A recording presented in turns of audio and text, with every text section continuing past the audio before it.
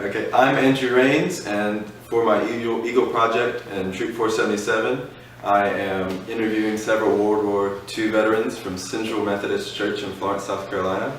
And today we are with Mr. Paul Rung at South Carolina. Howdy doody. Good to meet you. Okay, so you served in World War II, right? When did you first enlist? Pardon? Where did you first enlist? I'll take you. You will have to hear. I don't hear as good as I used to. The girl, she hit me on the head all like that. So tell us, where did you first enlist? I didn't enlist. Uncle Sam chose me. You remember that sign that said, "I want you"? Well, that was me. He was pointing. So what year was that? That was in, boy, what date was that? Anyway, I didn't enlist. I was chosen. Okay, you were drafted. Where were you living then? I was living in Buffalo, New York. Buffalo, New York. Yep. Okay. So which? And I was working in the war plant. And that's when Uncle Sam said, "I need you." And so what branch were you drafted into? Hmm? What branch did you go into? The only branch there is, the Army. There's only one. All the rest of them, my brother was in the Navy, and oh, he come strutting home in that blues on, you know. And I come home with a helmet on the top of my head. It's still there, I think. You know what was really going on. Yeah. What did that feel like when they first brought you in? Oh, when I first got in, they took me to New York. They took you right in. And we spent 2 days in New York, getting me lined up ready for something. We didn't know what we were going to be lined up for, but they lined us up. I've got from Buffalo to here, believe it or not, by train out of Buffalo. First time I had a train ride, it was, ooh, it was so bad that my whole side of me was covered with sawdust, or not sawdust, but the stuff off the train. And we landed in Florida, just outside of Jacksonville, Jacksonville, and there's a camp. You would ask me that. But anyway, there's a camp down there, and they dumped us off. And they said, "You're now in the Army." Okay. So we marched us around in a lake down there. And the captain said to me, "You're really pretty good walking with me. You keep it in step. I'm going to make you a corporal." Corporal. So, but anyway, he said, you listened pretty good because you didn't anticipate a command. I said, "I wish I had after I did that." But so we went, they paired us off, and we got in our huts that they called them. It was just a roof covered room, that's all it was. And they said to me, "You're going to be in a guidon." Guidon carried our flag. And they said, "And don't anticipate a command. Wait until I tell you to do something. Don't anticipate that I'm going to do it." Okay, that's all right. So anyway, we had a heck of a time sleeping in a tent after having a nice mattress at home. And I had one fellow with me, a young fellow, about your age, I would say right now, and he would wet the bed. And captain come in and said, "You got anybody wet the bed?" I said, "Well, how do I know? I didn't crack it." He said, "Well, you got a fellow in here that is known for that, and that's why his parents put him in the Army." I said, "But that poor devil, they put him in the Army." So one night they told us and they said, we're gonna have a battlefield tonight, and you gotta take a squad, and you'll go where I tell you to go. So we marched all the way through the camp for a while, and we come to a pond, a pretty good sized pond. And the fellow said to me, Corporal, how are we going to get through there to the other side? Because that's where the captain is, and we're supposed to capture the captain. I said, well, I know I'm not going to swim through that thing. They said, well, why don't we walk through it? You crazy? We don't know if there's crocodiles in there, or snakes, or what is it? Oh, I thought you were in the army. I said, I'm in the army. So we did. We decided that my group would go through the pond and around the pond. And they said, well, what we should do? I said, you should stay as close as you can touch me like this, all the way across. So I know you didn't go down. So they said, okay, I will do that. So we started out water down, and the water kept getting higher and higher and higher, higher, higher and higher. And the guy said, I said, you all with me? This was at midnight. You all with me? Feel the guy next to you. Yep. Okay, we'll keep going. It can't be much deeper because I could see the captain over in there inside the hut that we're supposed to be taking him over. So a preacher and I had to put the water up to here, and I said, I hope it didn't swallow a snake. And we got through all right. When we got to the other side, there stands the captain, and he said, how did you guys get here? I said, right through the center. He said, haven't there snakes in there? There's a gator there. And then you went through there and come through all the other side. Did anybody get bit? I don't know. Nobody said a word. So, he laid me up for fair. You should know better. I said, now what would I do if I was overseas? Like Germans were on the other side. And I want to get over there, would I go all the way around?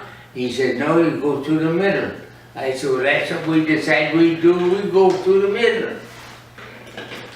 And so when we got to the other side, they took there's 10 of us and sent us to the hospital.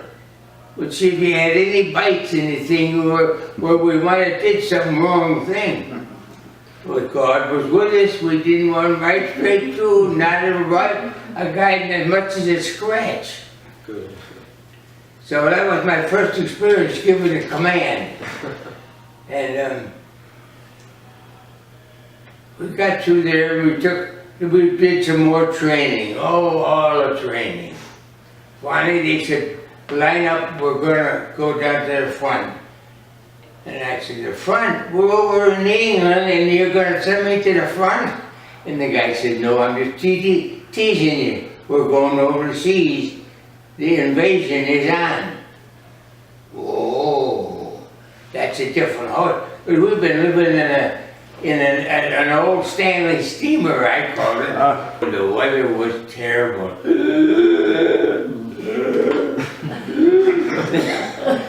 Leaning over the side of the ship, heaving.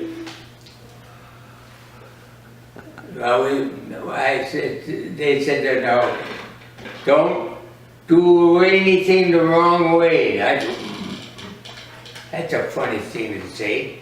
Don't do the wrong thing. So we're leaving in the morning. And that old sea was just a rocking it. That was why they held the fight. I said, up because of the water was so rough. They were afraid we couldn't get through. Well, they took us in a tramp steamer and got halfway across the channel, and they said, well, now we're going to put you in the gunboats. How are you going to do that? throw a cargo net over the side, and you guys have to crawl down. With our full pack, our rifle, our steel helmet, everything you own is in whatever you got there. So we got out in the center, and they turned the ship around at an angle so it break the whales down. And then we going over the side and down a rope ladder, so they called it. And we got into the little ship. And then we did rock and get sick. The guys were, oh, turn around. Well, then they said, we're going to hit the beach in about an hour. So wake up, you guys, and get ready to hit the beach. We're over on the other side, you know. So we did. We woke up in a hurry because the shells were going over the top of us, and some of them were coming down in between us. And we went in, and they said, all right, now we're dropping the ramps. Unbeknown to me, my brother was there, and he was in charge of one of the ships, and dropped the ramp. Well, I didn't know it, and he didn't know it. Well, they hit the water, and the shells, the stuff went on, and we were in shallow water. I don't know how many hundreds of guys that drowned before we even got to the beach. And that's why he wanted to know who we were, so in case something, he could find me. I thought to myself, you're going to find me in these big waves and ship. So anyway, they got in, we got in. But some of the other little landing barges got hit by aerial bombing by the Germans. But we made it ashore. Well, we had our full pack on, you had everything on. You couldn't run, but the water was above our leg.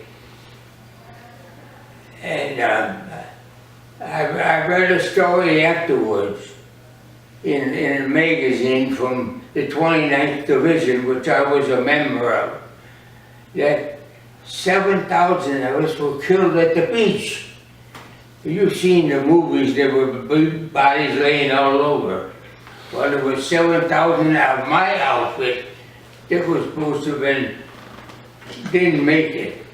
Well, we made it as far as the beach, and we were there for, it seemed like a year, but it was only a couple days before we could get up the cliff and then head into Germany. So we finally got made the ship. You've seen some of the movies where the guys were fighting. Some of them were putting what the heck did they call them? Anyway, the pipe giant and fill it up with dynamite and then blow it up and push it up higher, go. Finally, I made the top. My little outfit made the top. And they said, now get aboard the car, the truck. We're going in. We did, we went in all right. We just kept going. The shells were going over and everything. Oh, the machine guns were just a burp. Anyway, we finally got down into Germany. And they said, okay, we're going to take a break now. A break? Yep, we're going to let you stop here. And on one side of the road was a theater. And on the other side of the road was a church. And you know, our boys didn't hit either one of those ships. We were right behind them and then on into Germany. But there was two, they were hoping they wouldn't hit them, but and they didn't. It wasn't destroyed. Well, then we started down the road, going into Germany, and we hear, boom, coming in the dive bombers, and we were in the back of the truck.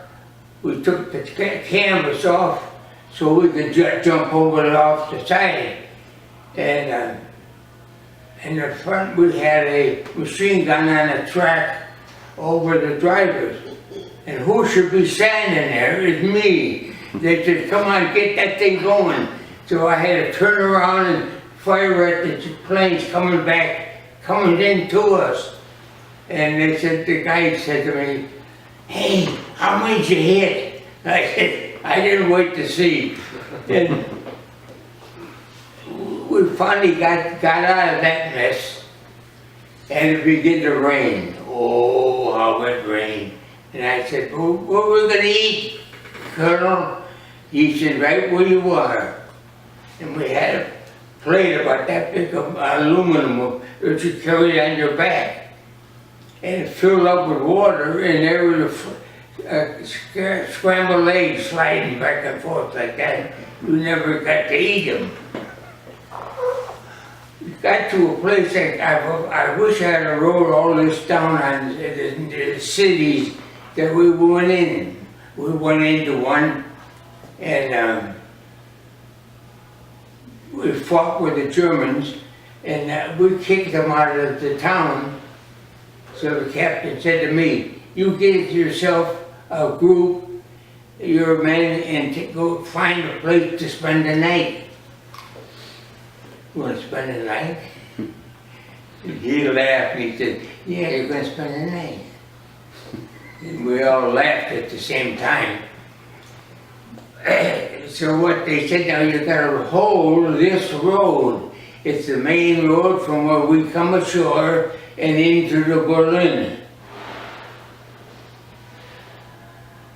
You guys are crazy, in case you don't know it. We get there and we kick the Germans out. Boy, we had a hot battle. And we got them out of the city and we took over the town. And my captain said to me, you're gonna hold this road now. Don't let anybody come up this road and get us sleeping. Because if we're gonna spend the night there for the Holy Outfit. They said, now over there in the woods, there's machine guns, German machine guns. Yep. And every one of them, you gotta keep them where they are. Don't let them advance towards you. So we counted them. There were 7, I thought they were pine trees, but maybe they weren't. But anyway, and I wonder, well, that's 7. Your turn to take over to watch the road. There's 7 trees over there. Now, if you get 8 trees, you better let me know, because we dug a hole right through the side of the mountain, and we were sleeping back in there. We went and got a mattress out of a house and squished it through it, so we were laying on a mattress. And the guy said, Sergeant, there's 9 trees out there. I said, the what? There's 9 trees out there. They're not supposed to have 9 trees. Well, there's 9 trees tonight.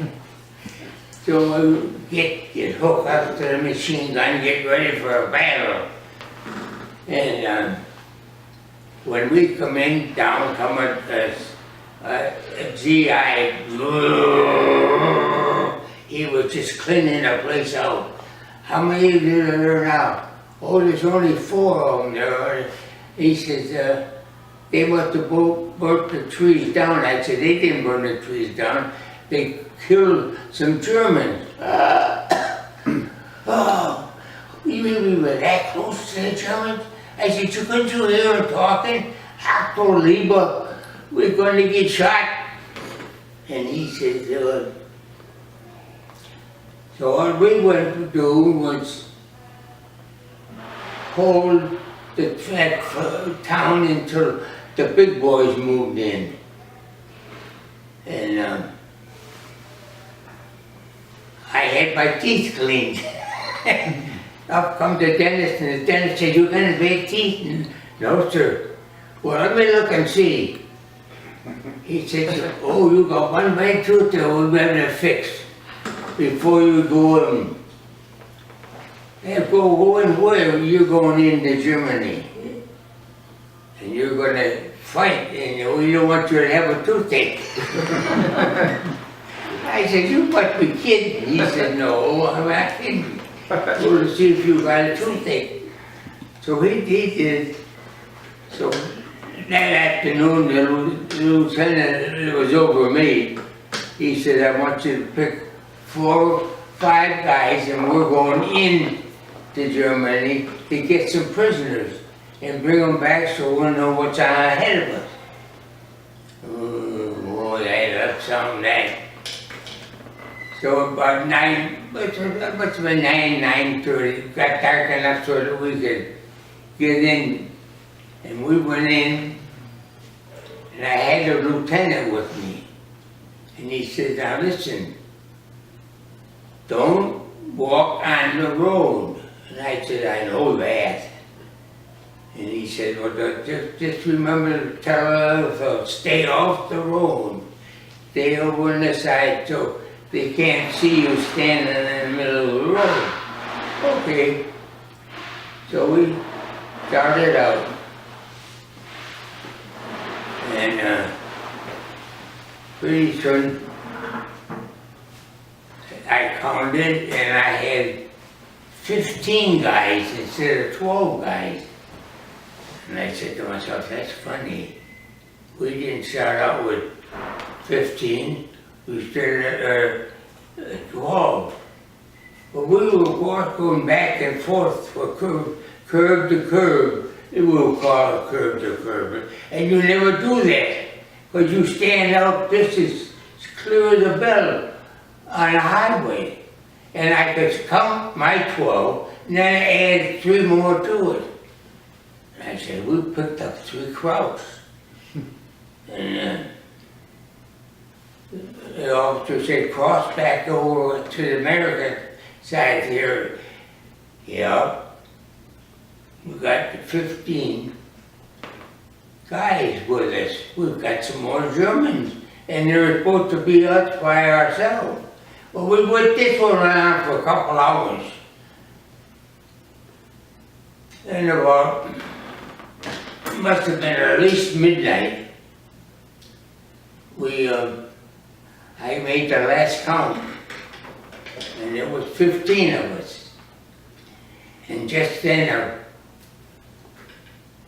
what the heck do we call them? Anyway, they lit up the sky, and we were all standing here, and we come, and when I took the guys back to my side of the road and into to the gutter, and the guy said, "Sergeant, when are we going to get us back where we started from, will you?" I said, "Will you?"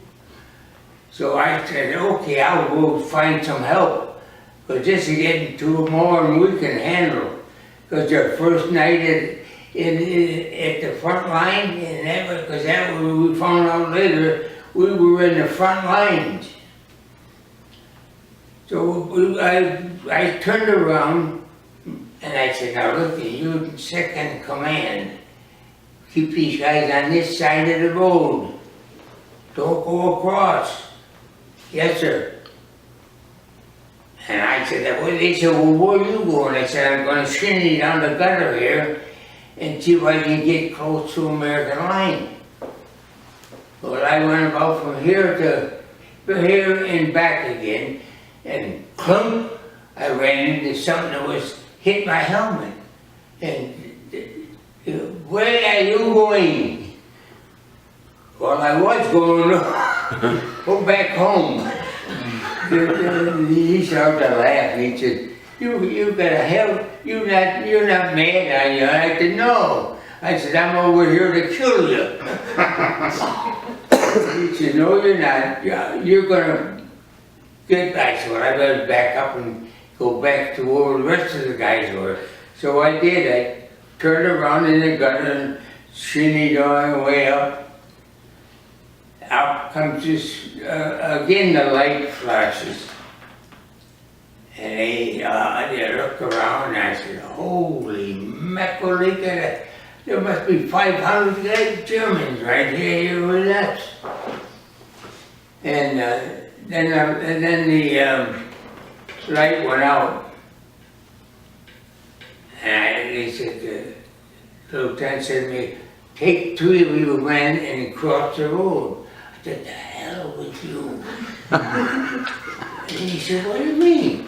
I said, you realize we started with 12? I got 15 now, maybe but more than that if I would stand still.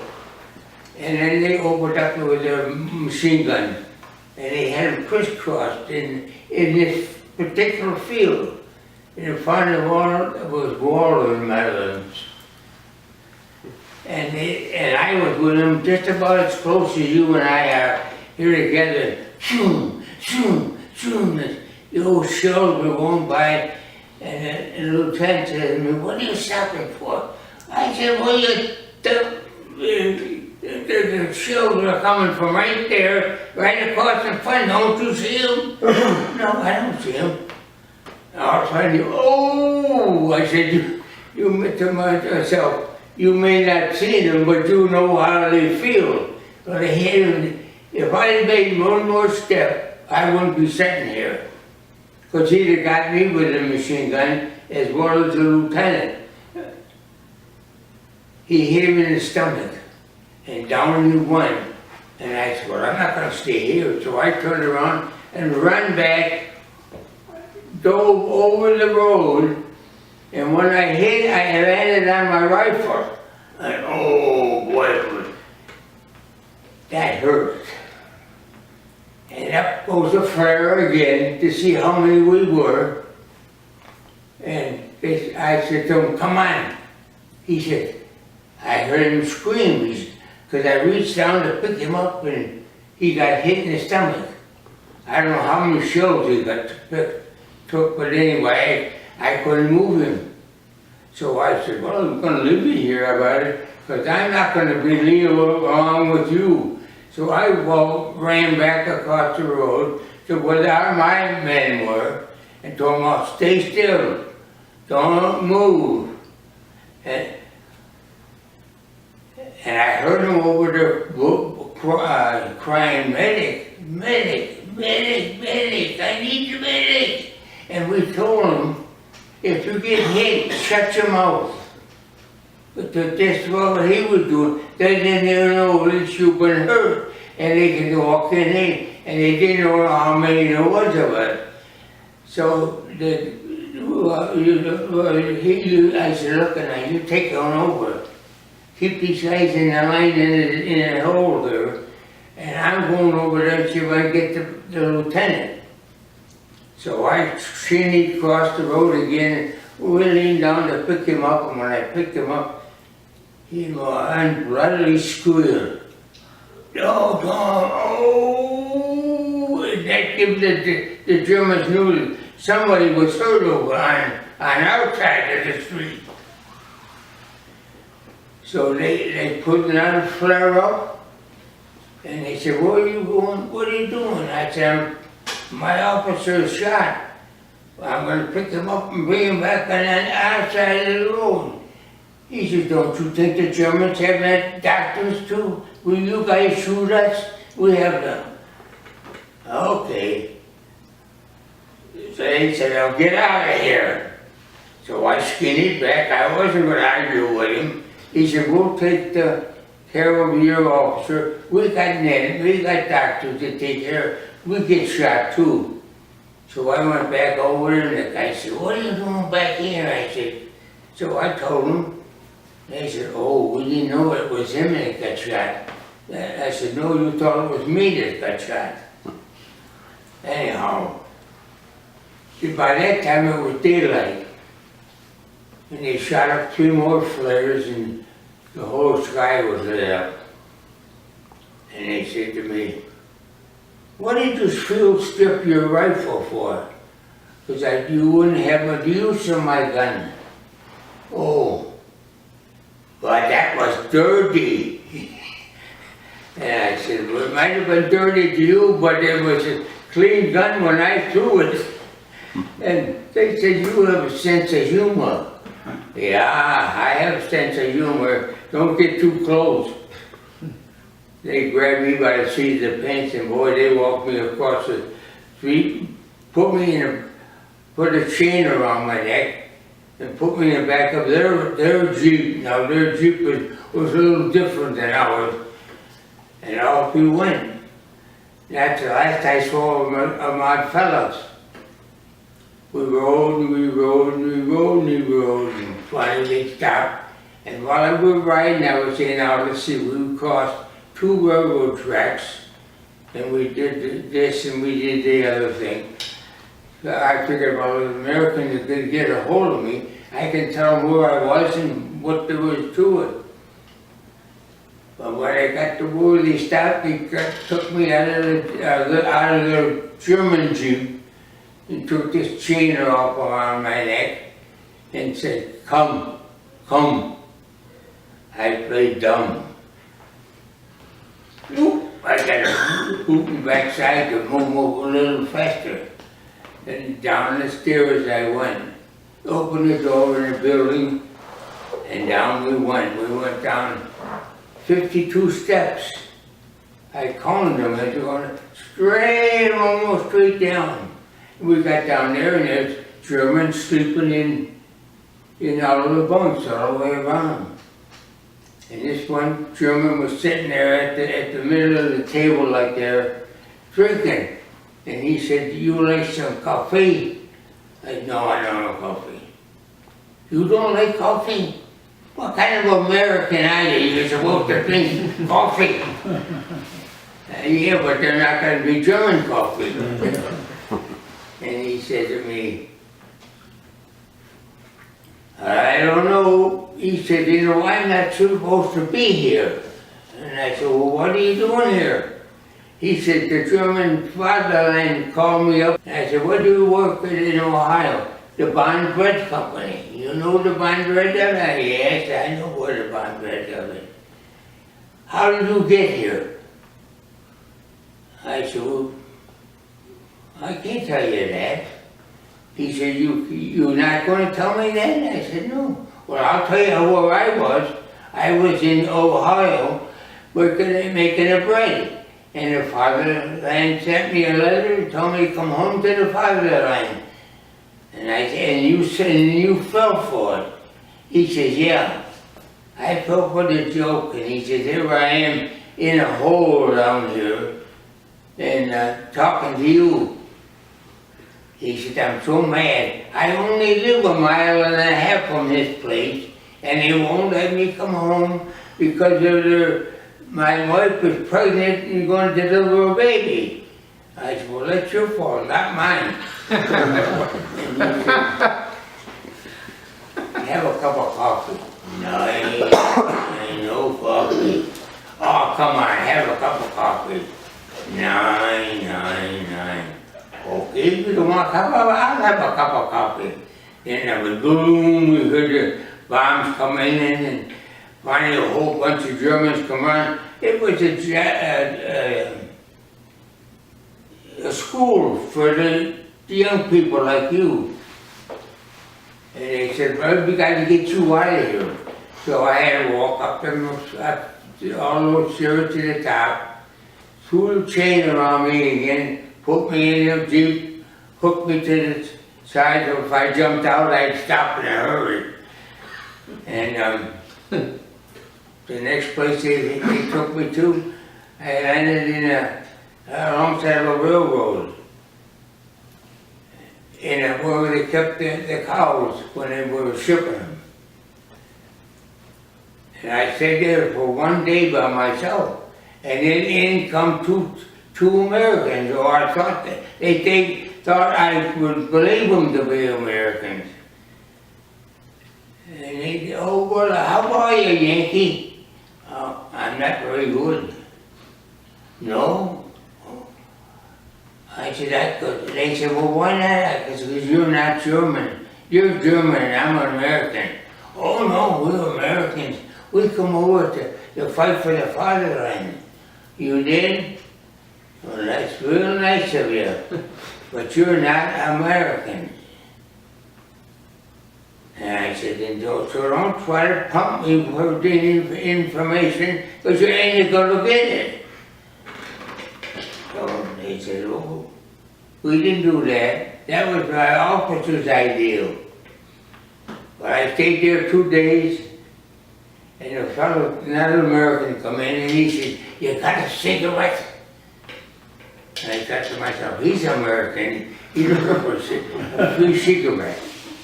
I said, no, I don't smoke cigarettes. Well, they said, oh, you don't have no cigarettes? Nine, no cigarettes. He said, do you have the paper to roll them? Nine, no. Yeah, well, if you've got some papers, you do have a, where's your Bible? I said, oh, in this pocket, not that pocket. Well, there's 2 pages in the Bible that you can tear out and roll up and make a nice cigarette. You're not going to get no cigarette out of me, because you're not going to get my Bible. If you're going to read it, fine. No, the last back 2, he said, look at the back. I said, I looked at it, they're blank sheets of paper in a testament. Oh, he said, I don't know what I'm going to have to do with you. I said, I don't need to buy it because you're not going to get it. Oh, we got to get out of here. Up the stairs we go, finally we go. Threw me in the Jeep, as I said, put the chain around my neck and hook it to the doorknob. And off we went again. This time we stopped in and got into a wrong side of the railroad track, and out they up and unhooked me and put me, and 3 Americans come in with me that time. And I said, don't talk to me. I'm not American. My father was a Jew. And they told me, your father was what? And my father was a Jew. So don't ask me any questions. I don't know nothing about this war. You guys started it, and I don't want to end it up. And they just roared. And they said, well, I said, you want a cigarette? Yeah. Go over there's an apple tree and there's a peach tree. Take the leaves off there and roll them up real fine and put them in some brown paper, and you'll have a nice cigarette. You're very nice. They said, yeah, I'm nice. So they did, and they got sicker than they got. Because we spent the night together.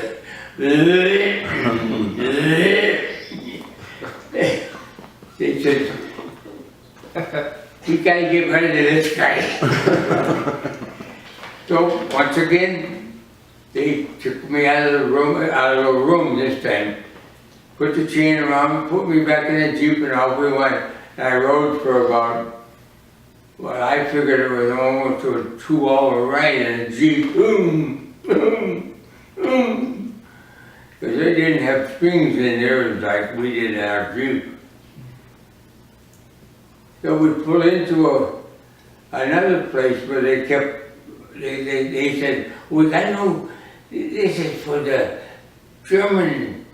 And I said, is this for the German? Yeah, we keep the Germans in here. I thought, what kind of Germans do you have put in here? Just then go boom, a bomb blew. And I could hear the planes diving over me, and I said, can you imagine here I would get killed and die in a German tank. And the next morning they took us out. We were in the size of a city, a whole city of Florence, maybe even bigger. And they took us out and they gave us 2 guards for the 4 of us. And they were madder than a hornet because they had to take us. We didn't know where they were taking us, but we were moving out. And we got into the center of the city, and the Yankees and the English had bombed them all night long. Walked around the bomb hole, there was a fire truck down there with the wheels still turning. I said to the fellows, now stand up and be smart, we're not scared. And one of the young kids said behind me, that's what you think. I said, yeah, I know it. I am too. But anyway, we marched right straight through that city. And it must have been the size of, I don't know what would it be, but it took us 2 hours to parade through the city. Passing you, going to work. Fliegers, next for infantry, fliegers. So the bombs were still going off in the city on the other side where the shells were coming in. But they said to me, if it wasn't that there was only 5 of you guys, I couldn't save fliegers because they would have killed you if they say, you would have never made it through the city. Because when we got to the other side of the city, they talked to us. Otherwise, they were more scared than we were, for fear they would be attacked by the German people and probably kill them. Once again, we go and get to the other side of the city. We were at a city railroad station. Come. We all get up and fliegers, 9, infantry, 1, 2, 3, 4, 20, no. And I said, what are you so afraid about? Because if we would call you infantry, they'd kill us before they kill you. So we rode for 4 days inside the boxcar with nothing to eat, nothing to wait. We were just standing, and that's what they call the 40 and 8. You had 40 men and 8 mules from the First World War. And they had to sit, their hooks are still on the wall, where they hooked the donkeys on there. And oh boy, we were in for it for sure.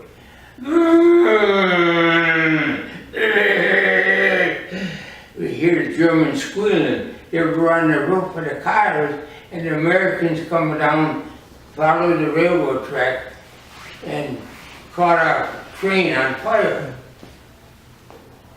And the guys up on the top set it between the 2 cars and were to protect us as bullets keep us from jumping off.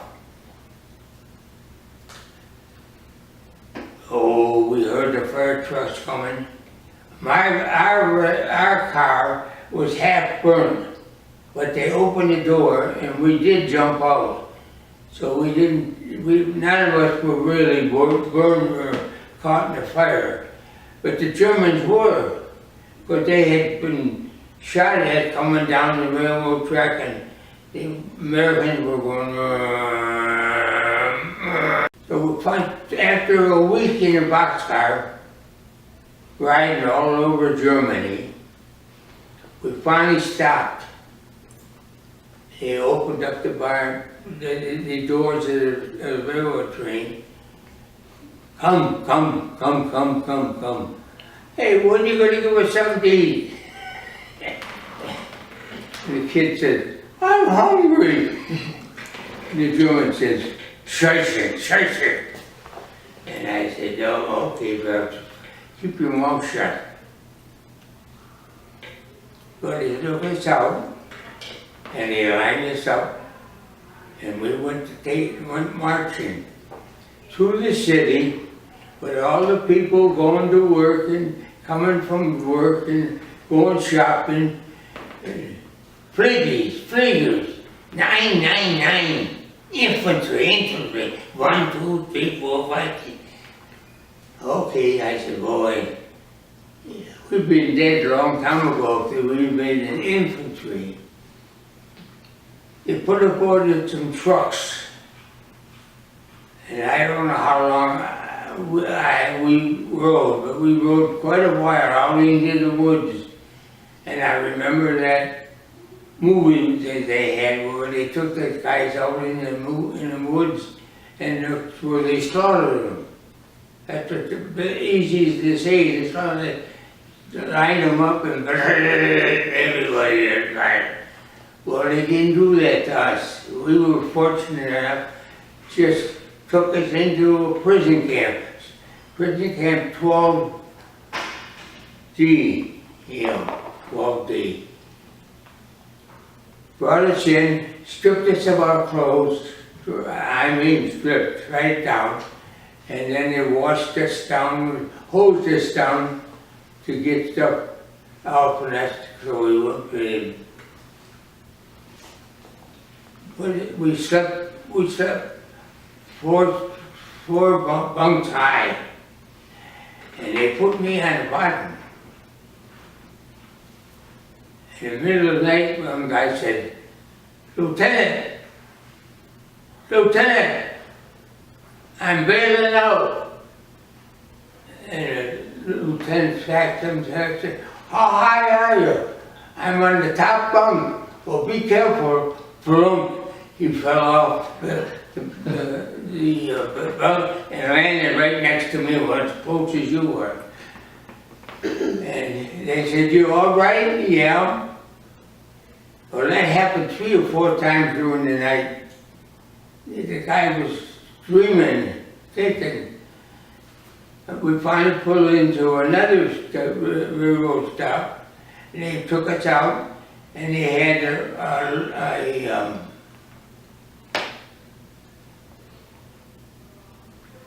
truck for us this time, loaded with hay. Upstream, yeah. We got up and laid in the straw, and we rode and we rode and we rode with a horse. 2 horses pulling us. We finally stopped, and we was at a farm. And the little kids come running out. Yankee, Yankee, Yankee, Yankee. Oh, shut up.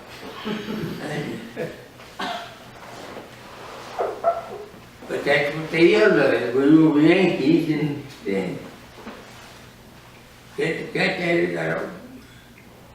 the guy come out, he could speak English very well, because he had been a prisoner in England during the First World War. And he said, who knows about horses? He said, ask the sergeant, he knows about horses. He come and he says, and what is your name? I says, my name is Rung. Oh, you Yankee, you're a Dutchman, aren't you? My mother, grandmother, and grandfather was Dutchman, yes. Good, you take care of the horses. You don't know about the horses? Yes, I know about horses. Okay. Now, the snow was that deep. I felt sorry for the horses. But this was a gummy wagon, they called it, because they had rubber tires. He said to me, tomorrow morning, you get up at 6 o'clock. He could talk English as well as any one of us right here. You get up at 6 o'clock. What for? You're a horse driver. Now, oh, horse driver in snow that deep? I lived in the snow, but I never had that. Jawohl, he said, you will. The next morning, bang, bang, bang, bang. And a little house about as big as this room. There were 12 of us. And that was it. I lived in there for almost a year before we were recaptured by Americans and got home. But they we had some fun, because we figured we might just put a laugh instead of cry. And they said to me, you get the Goomy wagon. Goomy wagon? I never heard of a Goomy wagon. Rubber tires. Oh, Goomy, I got them in my man. And he said, you can have my wife's buggy horse and a regular horse, working horse. Okay. You know how to hook them up? Yeah, I can hook them up. And I thought to myself, you're a big liar. So, but anyway, we went in and, okay, we went into the little house and we had breakfast. Boiled potatoes with the dirt still on them. They just shoveled them out and threw them in the hot water, and you reached in and grabbed one for as many as you wanted to eat. Well, and about 6 months after that, the housemaster come to me and said to me, Paul, I want you to go to the next city and I want you to get your Red Cross parcels. Now he said, don't horse around. Get there and get back. I said, how about me running across this way? 999, he said, I'll send the guard with you. And he was an ugly son of a gun. He was mad because his wife was pregnant and they wouldn't let him go home to have a little baby. So he said, take one guy with you. So I took this one. So we took the two teams together because the snow was so deep. And we took off up the road. And they put the guard with me. His name was, wouldn't you know, I forget his name. But anyway, he was about your age. I said, what are you doing in the army? Why, he says, I'm fighting for the failure. Oh, okay. Just ask. So he says, hey, here we go. You told me how to get there, but don't worry about telling me how to get back. And he laughed, oh, yeah, I'll show you both ways. Okay. So we went to town. And when we did that, we took 55-gallon drums of alcohol to the other railroad stations and take it up closer to Berlin. And don't hit the side of the railroad car and break open the barrel. I wouldn't do such a thing as that. I'd been a prisoner then for 6 months. And I thought, oh, I wouldn't do that. Yeah, I know you.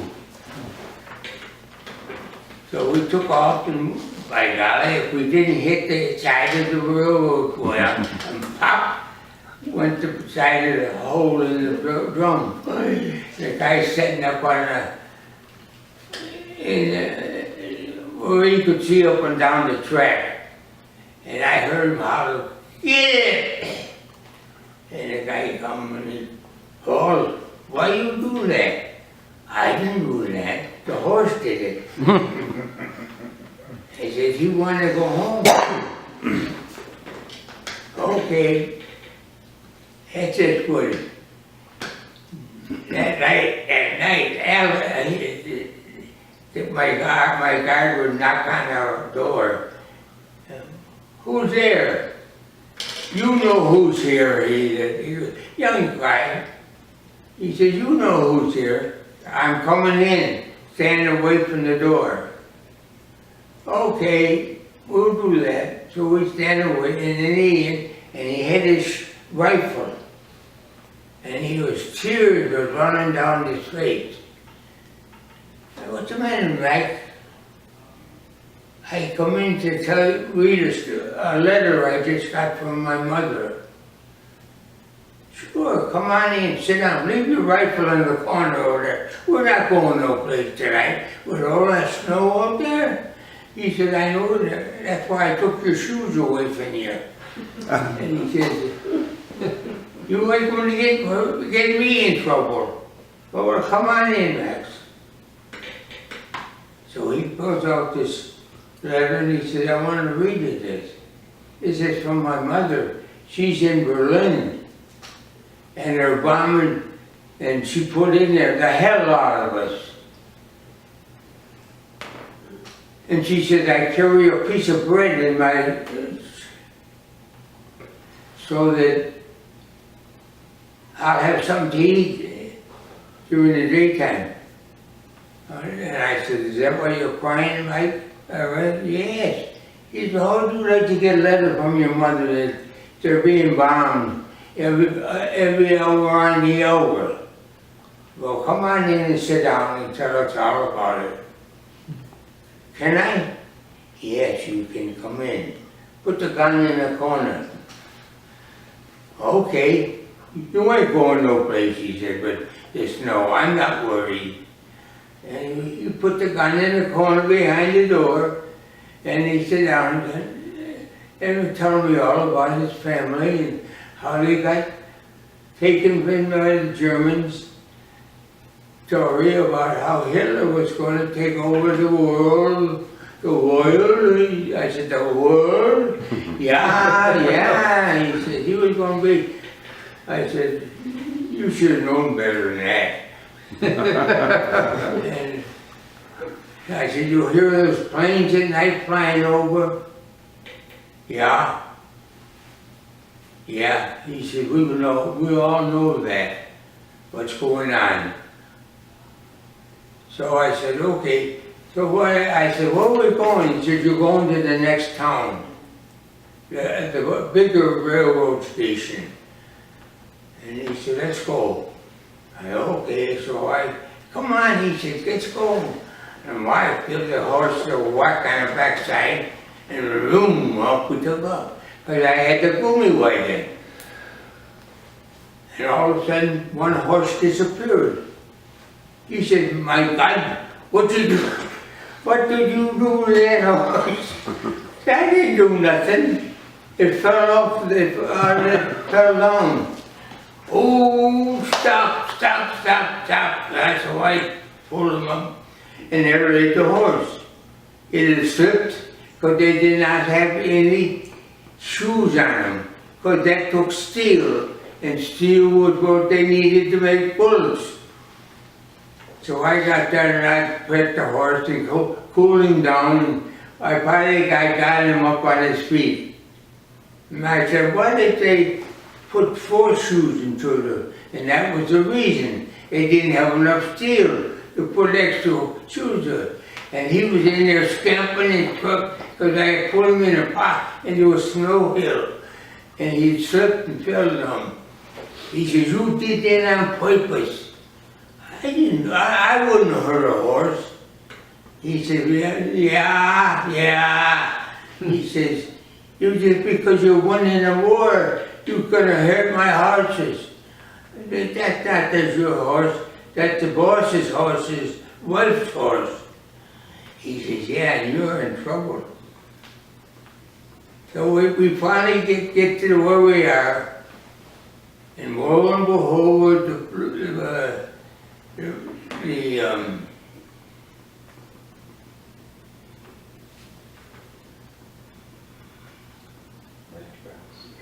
the heck, the Red Cross people were there. And they said to me, "You speak English?" And I said, "Yeah." They said, "You got your Red Cross parcel that you're taking back to your place for Christmas Eve?" And I said, "We are." And he said, "Yeah, didn't they tell you what you're doing? You better be careful now. These are your getting for Christmas from your families." Okay. Rhoda, how many do you get? 12. Well, if you would have counted them, you would have found I had taken 13. And one I hid underneath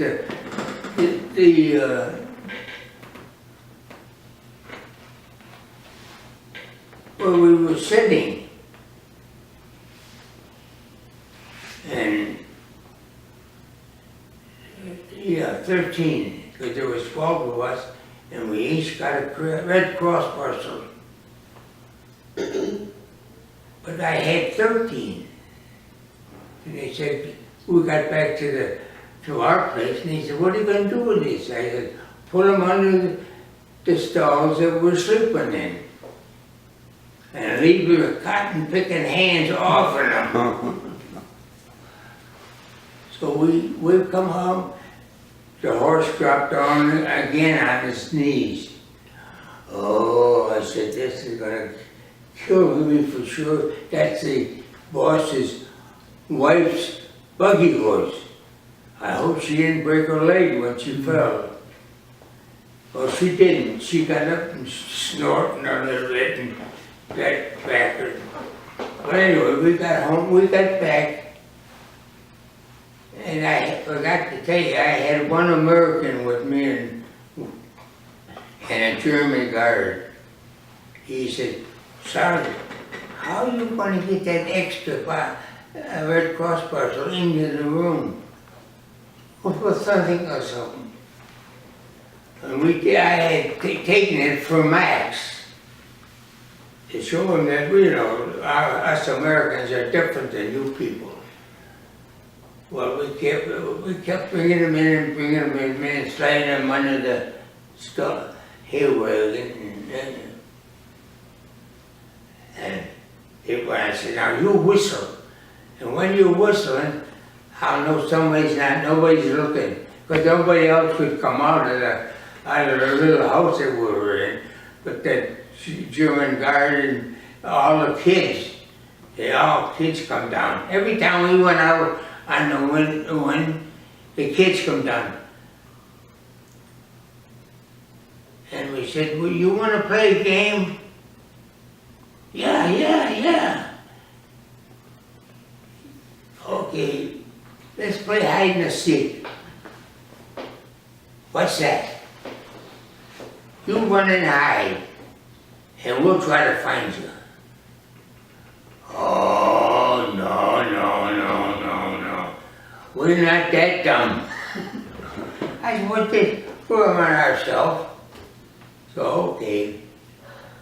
So anyway, make a long story short, I finally worked, so I got the 13th box from the Red Cross underneath my bed.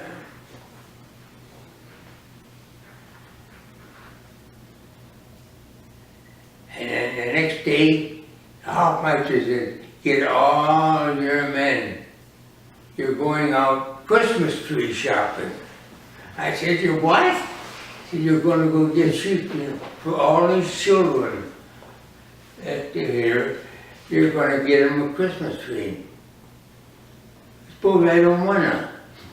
You know better than to say you don't wanna.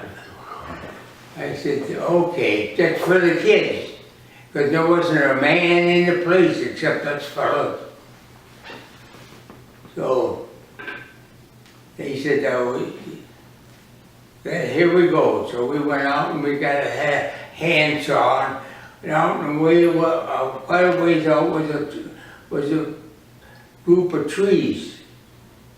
So he said, you go pick out and pick out one for yourself. He said, we like Christmas too, you know.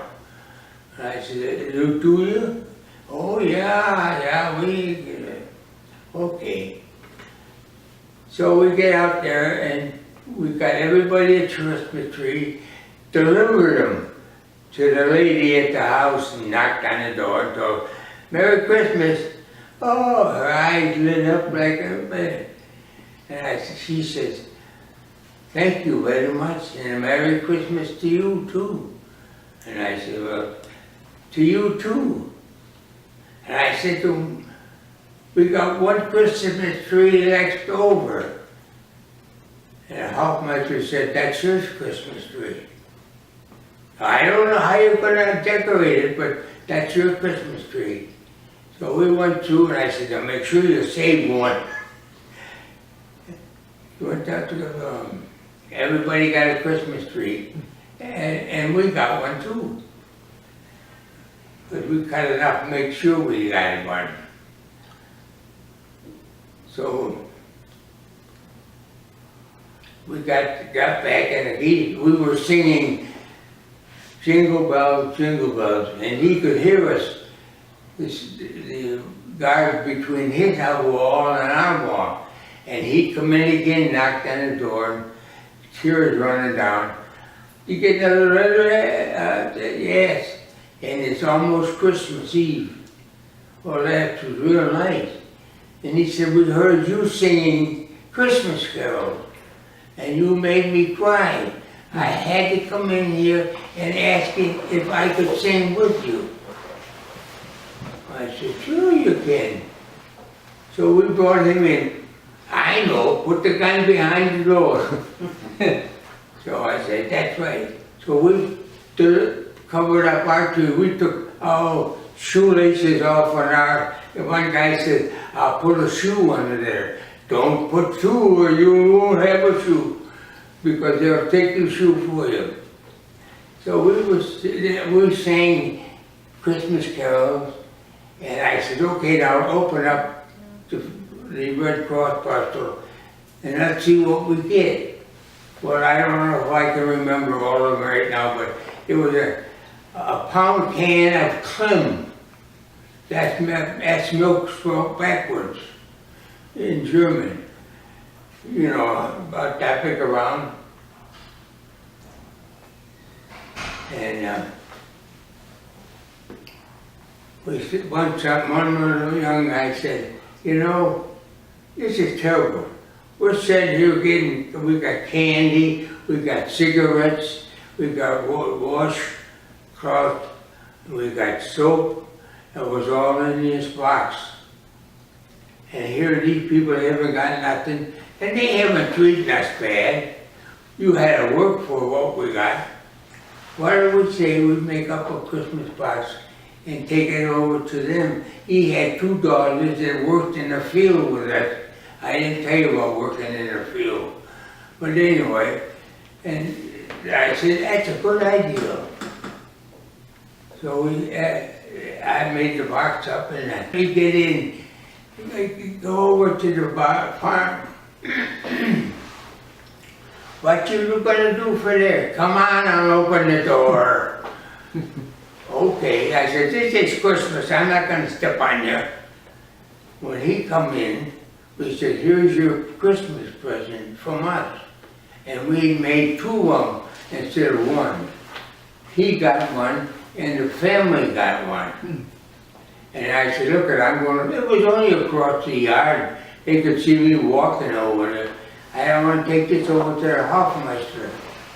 Oh, yeah, he said.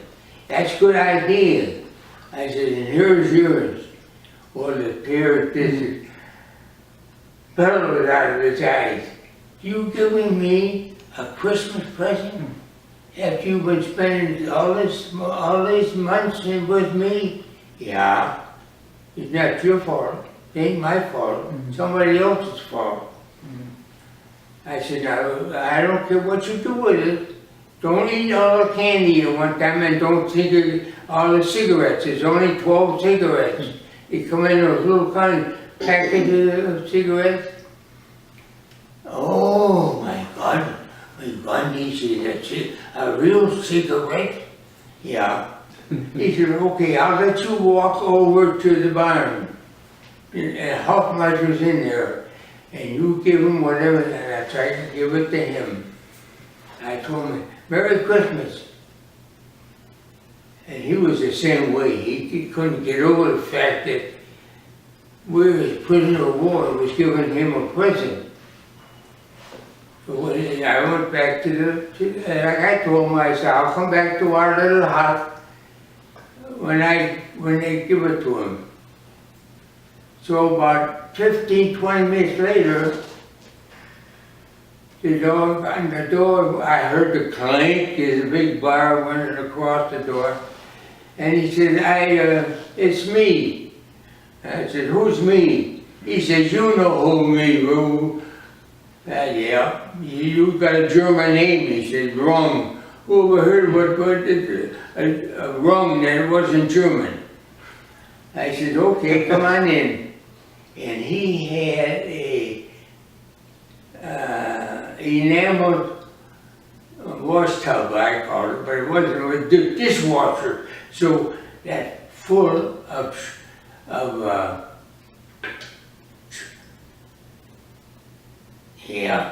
cheese. He said, you were so nice to give us something. The only thing we got a lot of is cottage cheese. He said, you guys we take the cottage cheese to the warehouse, and then they bomb us, and I'm going to give it back to you. Well, that's real nice of you. He said, yes. He said, I was afraid of you because I had $2, and they're old enough to be, I won't go to the next step. But he said they weren't afraid of you for a child. So he come in with this tub, and he will dishwasher. My mother, I gave her that. And the door 2 days later, the door knocks again. And they're standing saying, who's there? It's me. Who's me? You know who. We had that poor kid so crazy, he didn't come and they're going. He said, can I come in? I said, all you got to do is throw the big latch on the outside and let us in, they bring him in. He said, look at what I got. I'm to go to the front tomorrow morning. And I said, you know what we told you? Go to the front. The first thing you say is holler, raise your hand as high as you can and say, take me over, take me over. And I said, the Americans are coming, they won't shoot you. They'll take you in. You're a prisoner of war, like we are. Yeah, but you won't get as nice as you guys are. We're just as nice, the other guys are just as nice as we are. So he said, well, can I just come over to say goodbye? I said, tell you goodbye. He said, I won't be coming back. I know what's going on up at the front, and I know who's getting killed and who isn't getting killed. And so I went and I got married. My girlfriend wanted me to get married, so we were going to get married. And he said, you know what? I saved all the stuff that come in that box and give it to my wife as a wedding gift. And he says, and when I got to the, so it's okay, that's fine. About a week later, he comes in staggering in. He had a hole in his leg where we put the bruised leg off. And we said, what are you doing that? He said, when you got hurt, they sent you back to the back line and patched up and back home. He said, look at my leg. I said, yeah, that's pretty bad. He said, I come back till I get my leg better, then I go back to the front. And he said, when I brought out the food on a Christmas, or on a wedding night, and showed the fellas what you people got, you even got toilet paper, he said. Scheisse, we didn't get no. Wow, but I said, well, I'm sorry, but I'm not going to give you my roll. He said, why? I said, everybody got a roll of Scheisse paper. And he said, oh boy. And he said, I give that to my wife for her wedding gift. And I said, you did? Oh yeah, it was one of the ones that had real pretty ones, you know. And he said, we just can't believe the stuff that you people sent over to kill us, and yet look at the stuff you sent over to protect yourself. And we got that all done up, and then the final stage, we worked, and the Americans were getting too close to ship us out again on a railroad train, and it got bombed in the car fire. And on top of the railroad car was a German on each railroad car. He sat on the end of the car between the cars. And they were machining gunning all the way down the whole length of the length of the cars. And we heard the guys screaming as they were getting hit, and we hear boom, boom as they fell against the cars down. Well, the rest of the time was spent on the road. And we spent the road, when I see it, we went slipping in snow that deep.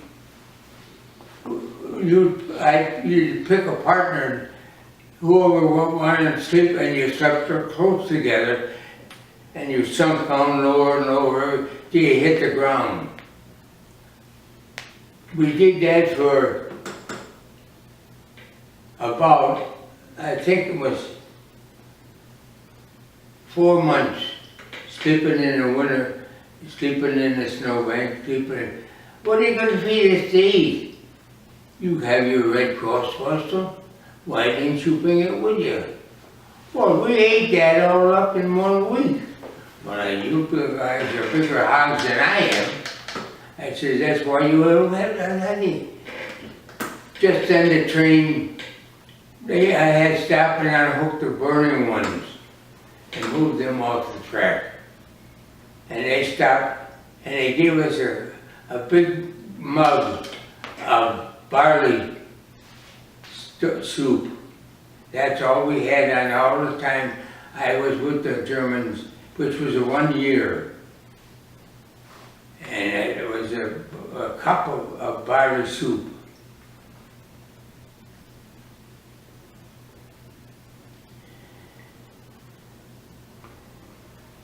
Pretty soon the Americans was really kicking it out of the Germans. We see them going over, and on Easter, yeah, it was Easter, we see a whole fleet of American bombers go over in formation, and we lay there and watch them, see how many of them made it through the barrage that they sent up. And we count 1, 2, 3, 4, 5, 6, 7. There's 8. They didn't get anybody. They couldn't jump out of the plane. We'd see the planes come down with the parachute on.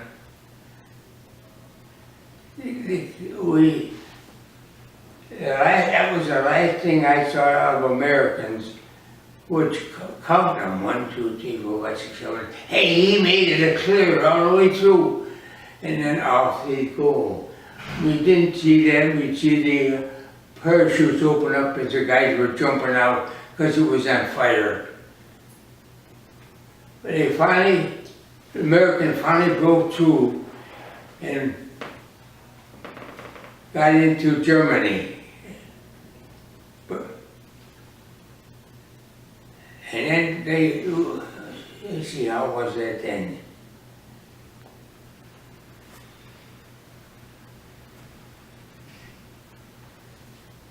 We heard the planes coming in lower and more noisier, and then we said, oh, the Americans are coming. The Americans are coming.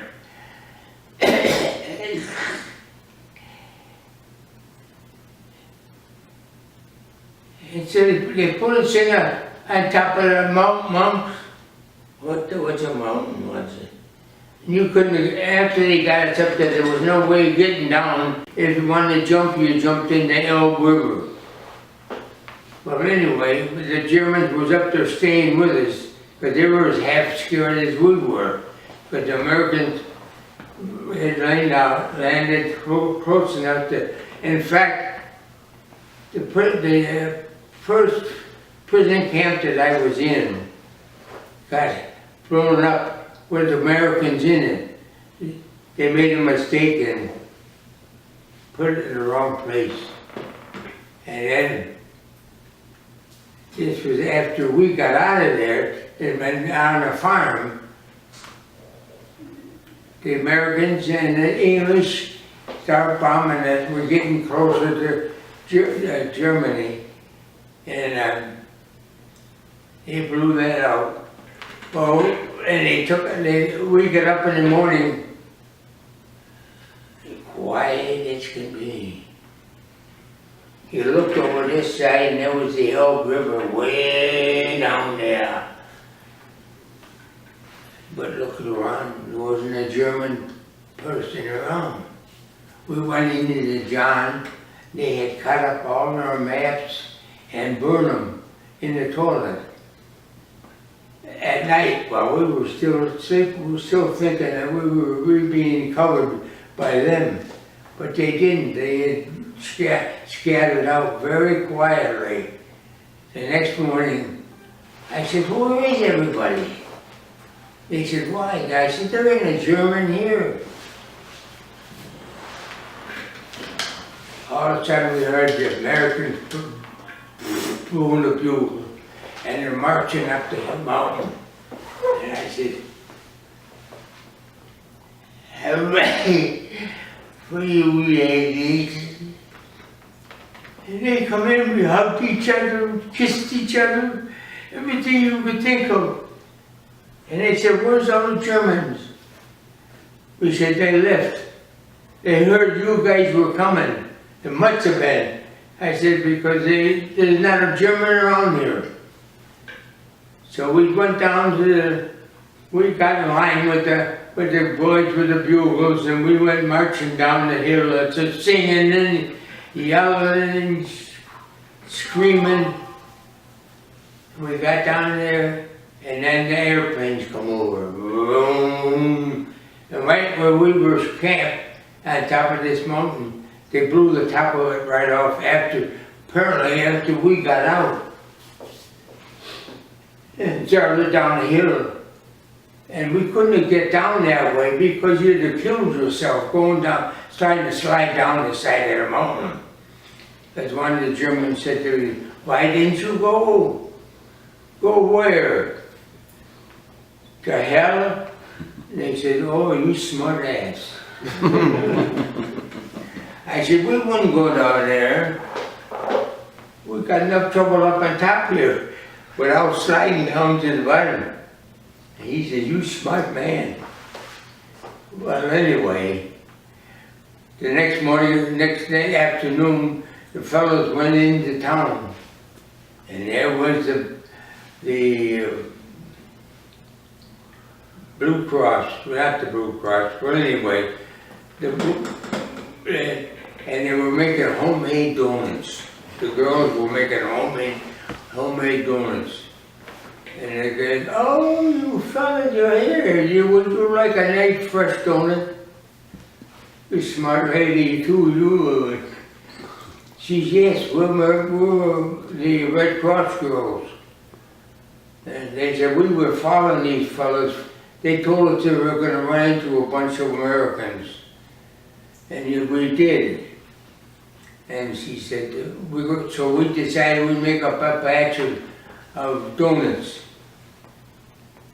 But when you haven't eaten in a year, and then they give you a hot donut to eat, oh, do you get sick. Sicker than a dog. And the captain comes on, what are we eating? Fresh donuts. Fresh hot donuts, Lieutenant. Take them all away from them. You guys want to kill yourself? So you don't do that. You go over there to the Red Cross building and they'll give you what we want you to eat. Got a little slice of white bread, that thing. We said to him, you don't know what hunger is, do you? And he said, no, but hot donuts? The guys are laying in the bunk. Oh.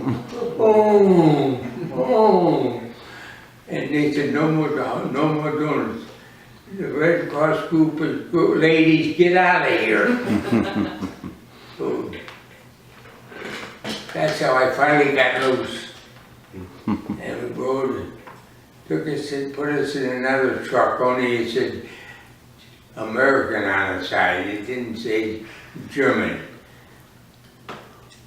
And it sent us to Camp Lucky Strike, which was on the coast of France.